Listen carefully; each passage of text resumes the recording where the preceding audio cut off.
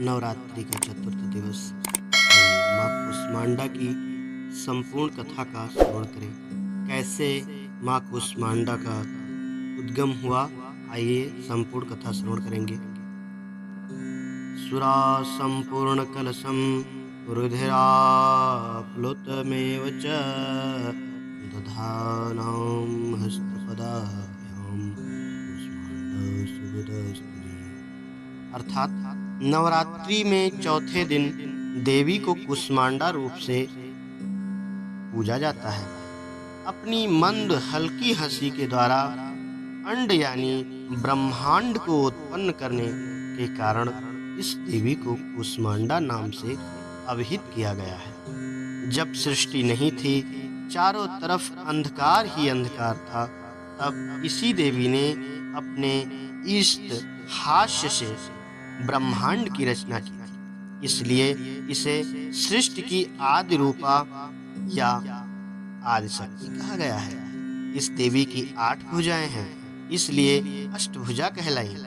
इनके 7 हाथों में क्रमशः कमंडल, धनुष, बाण, कमल, पुष्प, अमृत, पूर्ण कलश, चक्र तथा गदा है।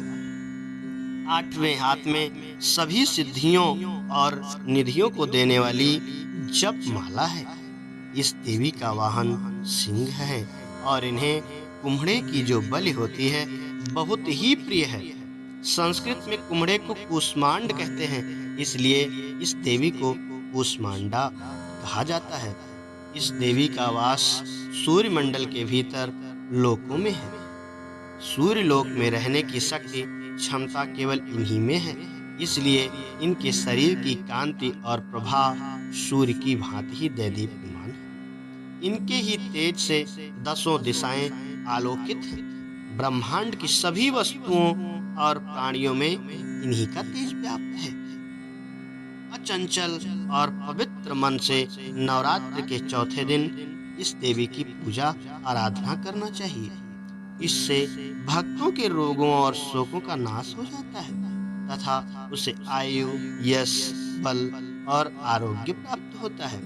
ये देवी अत्यल्प सेवा और भक्ति से ही प्रसन्न हो जाती हैं और प्रसन्न होकर आशीर्वाद देती हैं। सच्चे मन से पूजा करने को सुगमता से परम पद प्राप्त होता है। विधि विधान से पूजा करने पर भक्त को कम समय में ही कृपा का सूक्ष्म भाव अनुभव होने लगता है।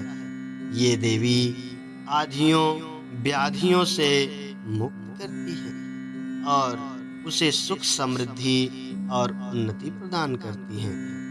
अंततः इस देवी की उपासना में भक्तों को सदैव तत्पर रहना चाहिए। प्रेम से बोलो